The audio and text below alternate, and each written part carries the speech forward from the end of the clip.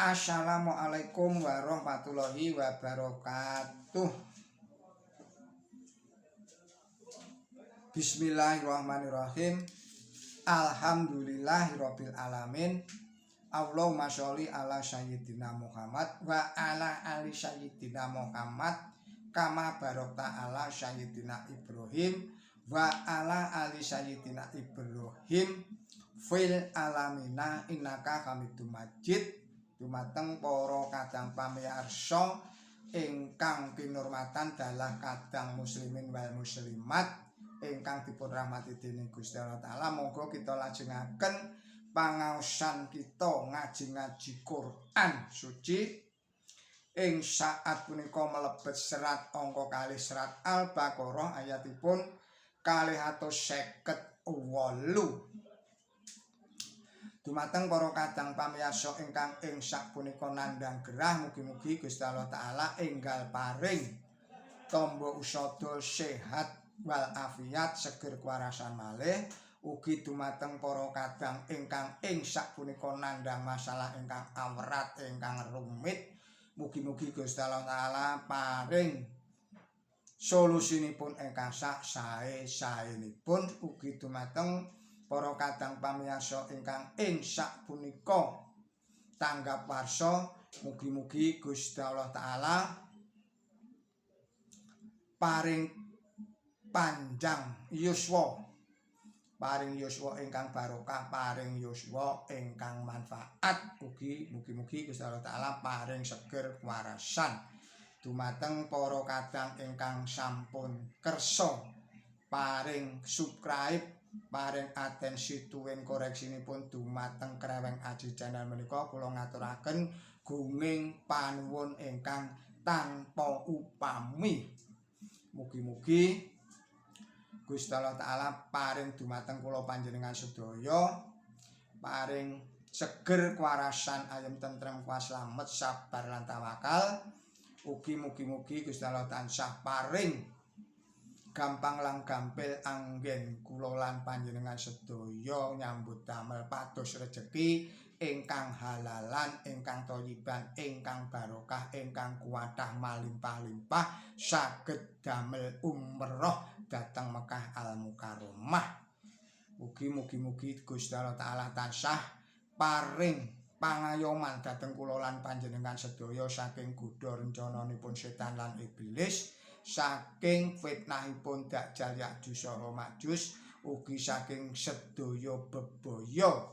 Mugi-mugi bebaya ingkang tumiba linebara marang Gusti Allah Taala, ingkang dereng tumiba mugi tinolaka marang Gusti Allah Taala. Monggo kita lanjutaken malih kajian kula lan panjenengan sedaya. Bismillahirrahmanirrahim. Alam taro ilal ladzi hajja Ibrahim fi rabbih an atahul mulk idh qala Ibrahimu rabbil ladzi yuhyi wa yumit qala anna uhyi wa umit qala Ibrahimu fa inna Allaha ya'ti bisyamsi minal masyariqi fati biha minal maghrib wa buhital ladzi kafar wallahu la yahdil qaumad dhalimin. Shadaqallahul adzim. Artosipun atas asma Allah ingkang maha murah, ingkang maha asih. Apa sira ora ngelingi wong kang padhon ing karo Ibrahim prakara pangerane, dumeh dheweke diparingi karaton dening Gusti Allah Taala nalika Ibrahim celatu Pangeranku iku sing aparing urip lan pati. Cela acalatu aku aweh urip lan pati. Ibrahim acalatu lah sayekti Gusti Allah iku angan anekaake srengenge saka ing wetan. Lah coba tekakno saka ing kulon. Mulane sing kafir banjur judeg. Lan Gusti Allah iku ora nuntun golongane kang padha atindak dudu. Maha leres Gusti Allah Ta'ala saha dawuh-dawuhipun. Kateranganipun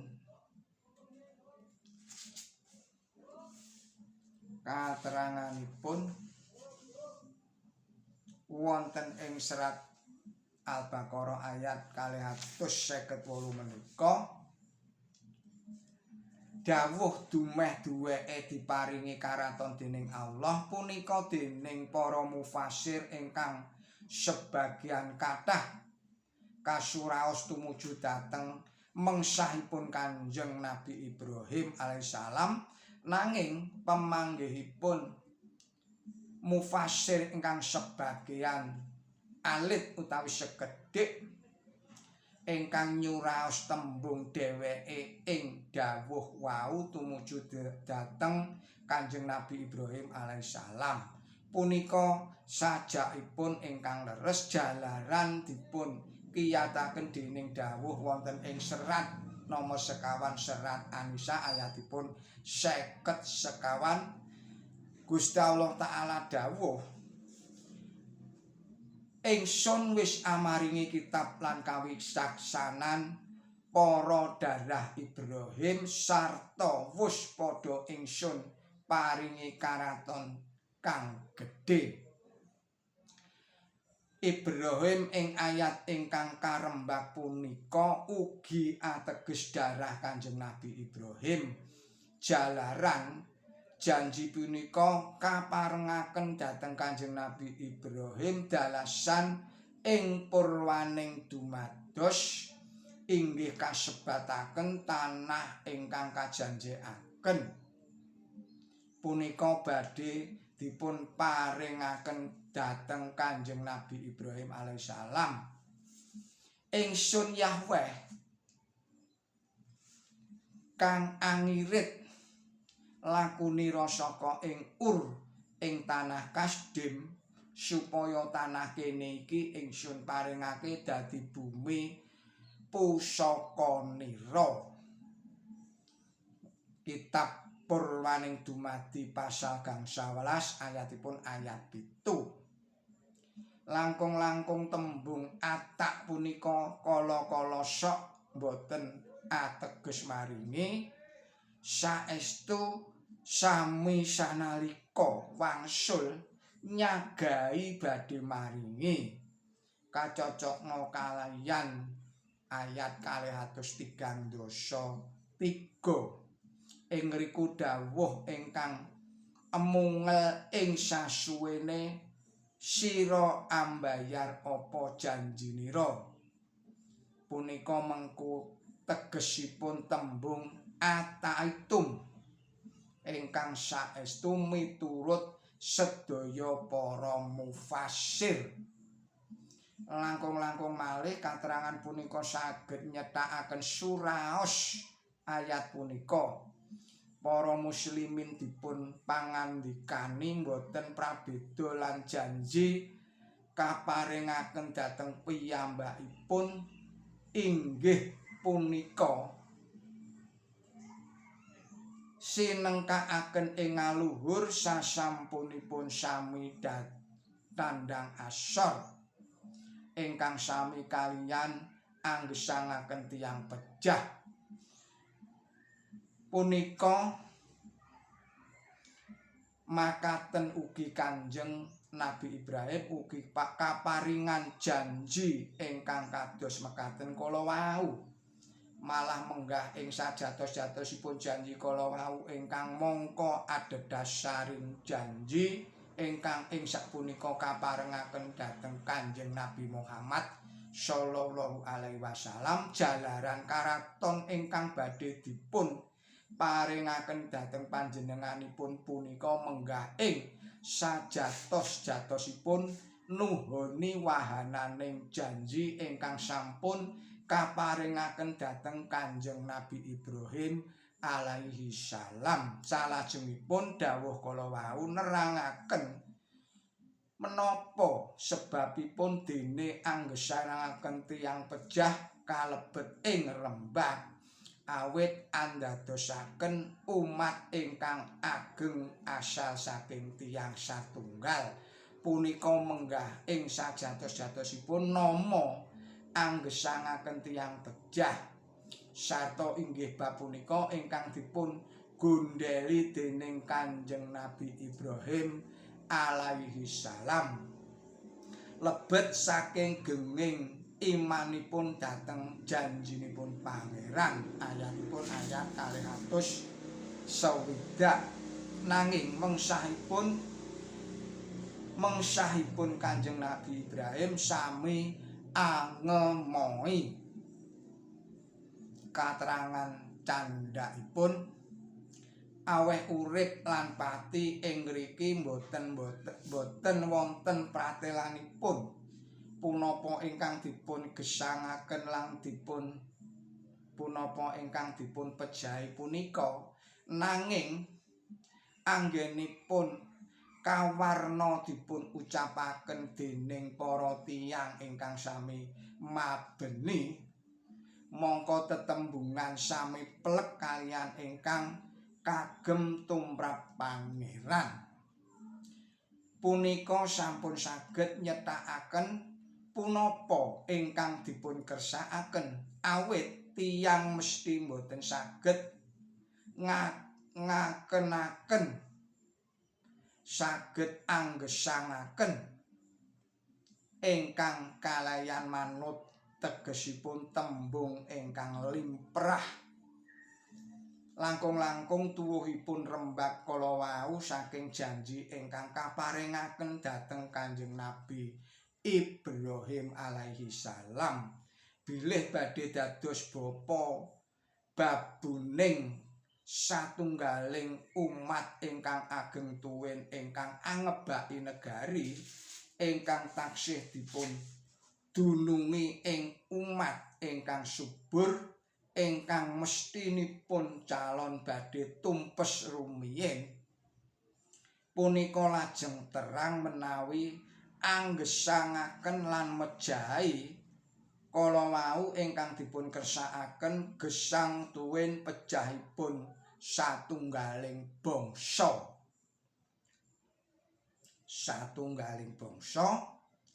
gemaripahipun panggenan ingkang suwau sepi asamun tuwin ludesipun panggenan ingkang suwaunipun reja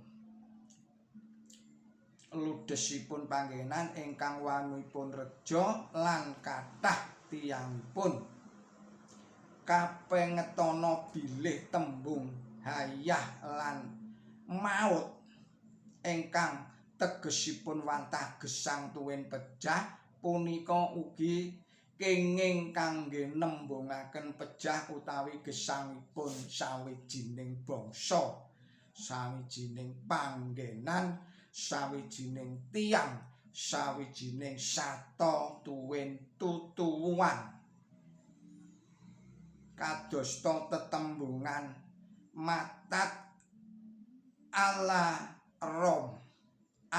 ros punika tegesipun Siti dados sekedhik tutuwanipun tuwin sakedhik ingkang sami andunungi utawi manggeni ingkang kasebutaken ing ngriki punika kacethakaken kula bali malih ingkang kasebataken ing ngriki punika kacekakaken malih wonten ing ayat sambetipun dene janjinipun pangeran badhe ambangun malih kitha Yerusalem.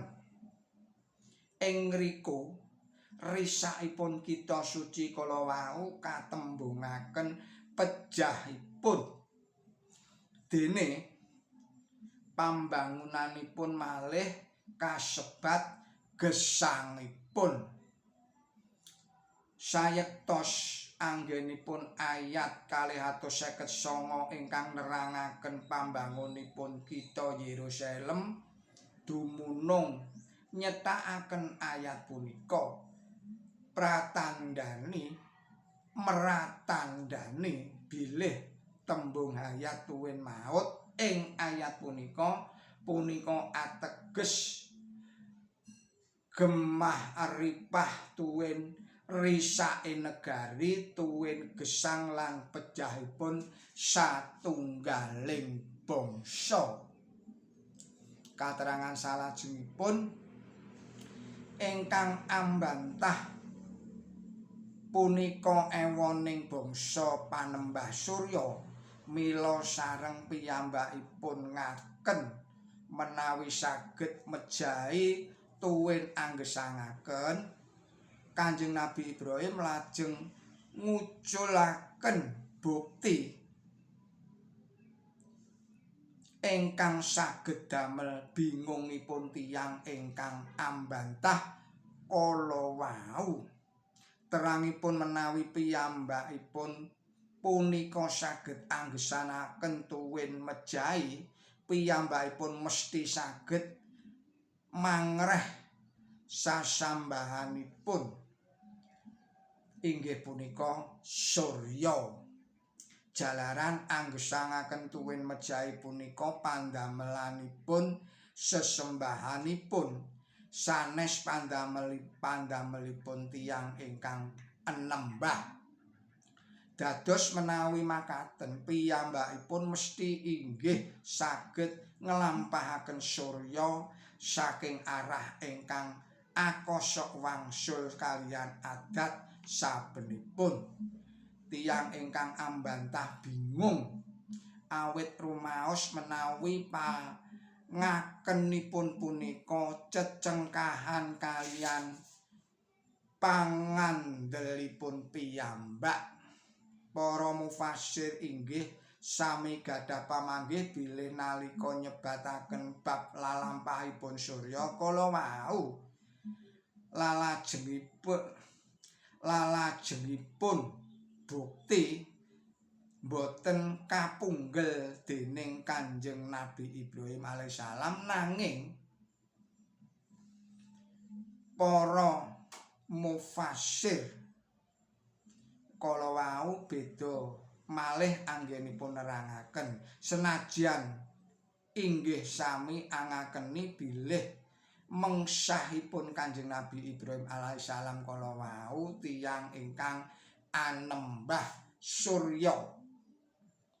Dene katerangan ingkang kaanggep leres piyambak dening satunggaling mufasir inggih punika nalika nyebataken bab lampahipun Surya kala wau kersanipun Kanjeng Nabi Ibrahim alaihissalam badhe anedahaken bilih pangakening mengsah saged anggesangaken lan mejahi punika boten mathuk.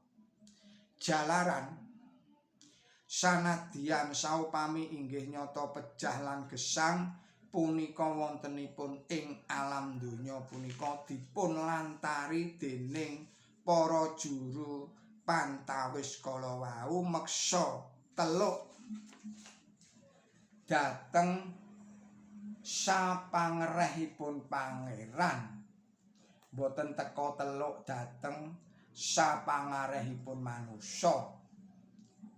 Menika minangka contonipun juru pantawis kala wau inggih punika Surya. Inggih punika Surya. Cekap semanten kala rumiyin pangaosan kula panjenengan sedaya para kadang mukminin wal mukminat ingkang dipun rahmati dening Gusti Allah taala saha para pamirsa kreweng aji ingkang kinurmatan. Mugi-mugi menika sedaya saged ngiyataken iman tuwin takwa kula panjenengan sedaya dhateng Gusti Allah taala lan ugi mugi-mugi sedaya menika saged ngiyataken ilmu tuwin amal sae kula panjenengan sedaya. Lepat nyuwun gunging samudra pangaksami billahi taufik wal hidayah. Ihdinas siratal mustaqim. Wassalamualaikum warahmatullahi wabarakatuh.